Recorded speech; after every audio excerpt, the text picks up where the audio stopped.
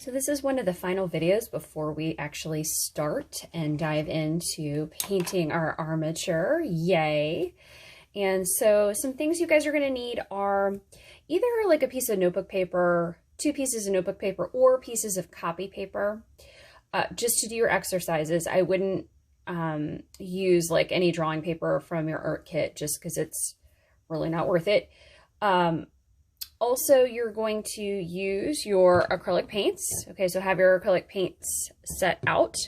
You will need your plastic palette. You'll need a water cup, a few of your paint brushes. Have out your foam brush today. I'm going to talk more about that. I said I was going to talk about it in another video. I forgot. Pencil, piece of paper towel, and I think that's it, actually. Yeah, so for this particular video, what we're going to go ahead and do is fade a color into white for a highlight. And actually, now that I think about it, we can also fade it into black for a shadow, okay? And there's a specific kind of way I would like you guys to try it. Obviously, you know, my way isn't the only way of doing things. Sometimes I just try and show kids the way that's a little bit easiest for them to create these techniques. So the goal with this is to create highlight and shadow using the acrylic paint. Just a reminder real quick that acrylic paint does stain, so you may want to prepare your workspace. At the end of this video tutorial, I do want you to wash out your paintbrushes and your paint palette with soap and water. So what I would like for you guys to start off with doing is, you know, on your paper here, you're just going to draw, you know, 2 rectangular boxes. And I would make them no bigger than this. This is more than fine. And then you are going to set up your paint palette. Okay, so what we are going to do here is I am going to set up a white. And again, we don't want to use a whole lot of this because we want to use mainly it for your final armature and maybe even another project, who knows. I'm going to do 1 white and 1 black. And then I am going to squirt out the color that I have mixed. Okay. And I'm going to do a little bit more of that than I should. Okay, so these are all, I wouldn't do any more than this, but you can totally do less than this. Now, what I'm going to do before we get started with blending and things like that is I'm actually going to mix a tint of this color, and I'm also going to mix a shade of this color. And so I'll review really quickly what that is and how to do that. So I'm going to take my small or paintbrush, whatever your smallest paintbrush is. In fact, you know what? Let me zoom in real quick. Let's see what that looks like. Oh, hello. Yeah, so we're going to mix a tint or a lighter version of the color. You get that by adding white and a shade of that color, so adding black. And what we're going to do is we always start with the lightest color as the base and add the darker one in. Now, we still want both of these in our palette. So my goal with this is just to grab a small smidgen, that means a small amount, mix it in with the white just to create, not like a pure white, but like a tint of this. Mix it thoroughly, no awesome swirlies or anything like that. I'm going to actually make mine just a little bit darker. So I'm rinsing, I'm going to blot on my paper towel, make mine a little bit darker. 1 more smidgen. All right. Perfect. Okay, so mixing it, it's not swirly and awesome. So I'm going to use this and this in just a moment. And what I'm going to go ahead and do here is I'm going to go ahead, and I probably should have had a little bit less black. We always want to start with the lighter color as the base and add the darker one in. So this is my base color. I'm going to add little smidgens of black to that. So I'm going to grab a smidgen, mix it.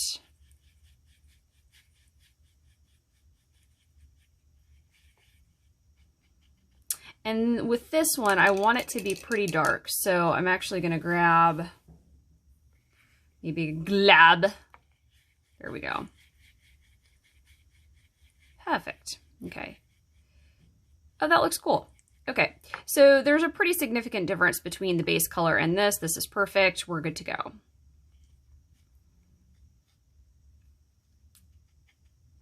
I may need to squirt out one more of this base brown in just a moment, so I may do that, but I'll see if I can get away with what I have. Okay, so all I've done right now is create, you know, I have my base color here of my brown. I have my tint, so my lighter version, white with a little bit of brown mixed in. I have my shade of brown, brown with a little bit of a couple globs of black mixed in, and so you can see the difference between, you know, the highlight and the shadow here.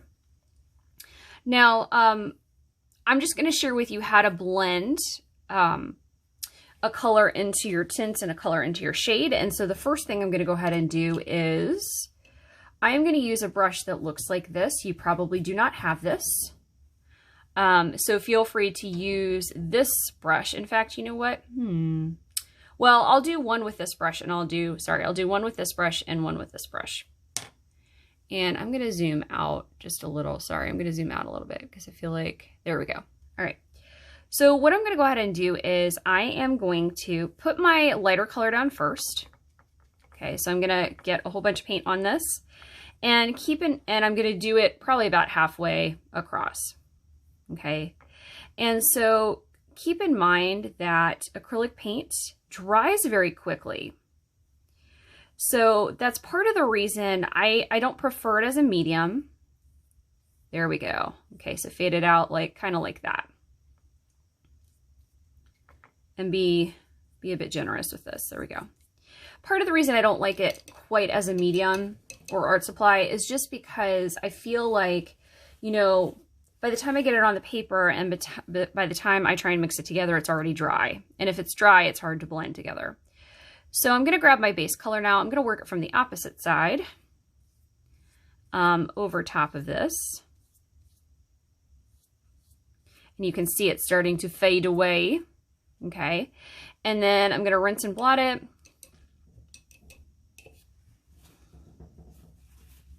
And I'm actually just going to use I'm going to use this dry brush and see if I can come back with the paint I have over top and blend it back in. I love that. So all I did was go over it with, you know, a clean brush and brought that back in. And you can see how we're creating depth right within this space. So you have a highlight, a midtone, and, you know, a dark within that. So this is great for if you're trying to create some shading within your piece. This would be the perfect way of doing this, okay? Now let's go ahead and create shadow here. And so what we're going to go ahead and do is we're going to start with the lightest color just like we did here. So if we're trying to blend our color into the shade, we're going to start with a base color. Okay. So I like to start with a lighter color because I like to have that down light on the page, wet on the page first. Bring the darker in, which kind of smooshes them together. And then I like to dry brush with the light one on top just to kind of solidify everything. Sorry, I was not paying attention. Okay, now I'm gonna go ahead and grab my darker one. Here we go, sorry. Okay, so you can see it's blending together. And I'm going to rinse, blot, and come back to my original color and blend it back in. And you can see just by going over it one more time that it really does blend together and create the illusion of that shadow, which is pretty awesome. So what we're going to go ahead and do, I'm going to put this aside and I'm going to keep these colors. All right. So what I would like for you all to do is start to think about how you're going to apply this to this. Okay. So what I did was I did a really quick line drawing of my lion. Now this looks weirdly cartoony and I wanted it to look a little bit more realistic. And then I realized the face on him is actually more narrow and I wanted to create a fatter face so I could do some shading with my paint palette here. And so now it just looks like messed up, but that's okay. That's totally okay. All right, so let me zoom out a little bit so you guys can see what's going on. Okay, so here's what I'm going to go ahead and start to do. So transitioning from just mixing colors on a paper to thinking about how to apply them here. So do a quick but large sketch of your animal. Okay, remember you have that Google Doc saved on your computer. Please open that up. It has your reference photos for your animals, for some colors, and so on and so forth. Sketch from there. That's what I did. And then what I want you guys to do is start thinking about where you're going to see highlights and shadows within this. Now, what I'm going to go ahead and do is I'm going to upgrade to this brush. And I will warn you, probably for your final armature, you're going to be using a brush like this because this is what I had. This brush sucks up paint like none other because it's a sponge. So if you go to dip it and you're like, hey, I don't have any more of this, that's why. So I'm going to try practicing using this on here just so that we're both struggling with this together.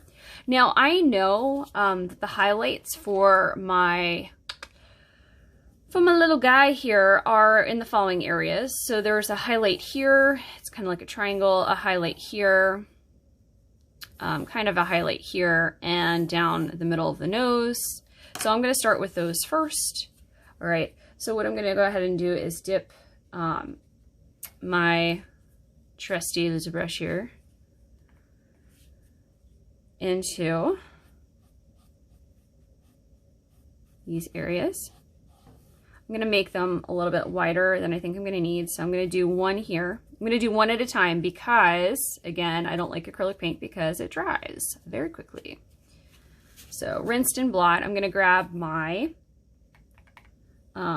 actual color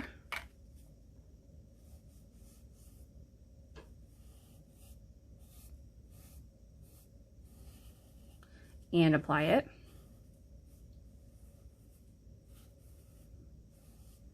And again, this right now is looking very blockish. Rinse, blot. And what I'm going to come back and do is blend it lightest to darkest.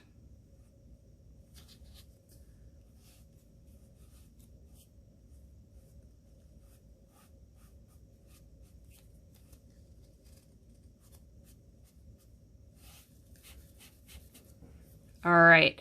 And y'all, not too shabby. I'm not gonna lie, not too shabby for like a stupid sponge brush on notebook paper, okay? So this, see how it looks like it has a highlight and a shadow? Boom, done. Now let's try a couple other areas real quick just for kicks, and then, you know, you can continue on with your own. I'm gonna do this, his forehead right now, because this is the largest area. So I'm gonna start with my lighter color. Okay, and again, I'm gonna make the highlight bigger than I think I'm gonna need it. And because of my sponge brush, I'm already out of my color, which is not good. So rinse and blot. Gonna pick up my regular color, so my base color.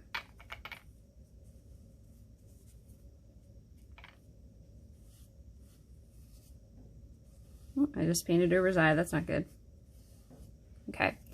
And then rinse and blot. And the last part of the process, I am going to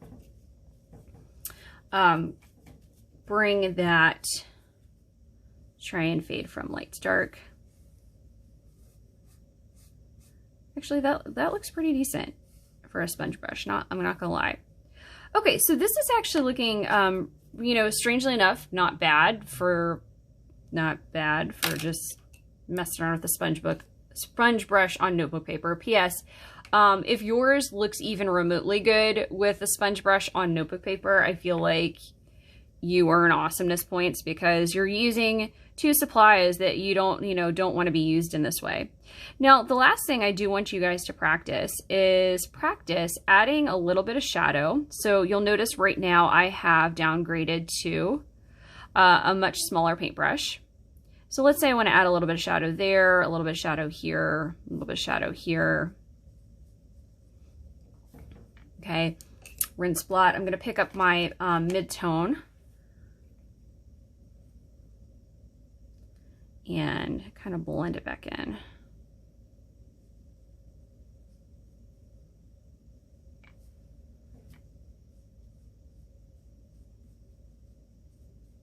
Or really, if I had thought about it, what I should have done is put my midtone, a little bit more of my midtone down first and then blended this in. That would have been a smarter idea. And with yours, I would, you know, oh, that actually looks pretty cool. Very nice. Okay. So if I were you, what I would do is focus primarily on the face, but really mess around with this because this represents your final armature. And the goal with this is, you know, it's not, we don't necessarily need hyper-realism, but we do need some depth within your piece, okay? With, you know, creating highlights and shadows just to give it a little bit more depth. So, you know, try it out. Continue on with this. I'm not going to waste your time doing the rest of this, but I would mess with it. It really should not take you that long. Remember to wash your paint palette out with soap and water, your paint brushes and such out with soap and water, and submit this a picture of this and this onto Schoology, pretty please.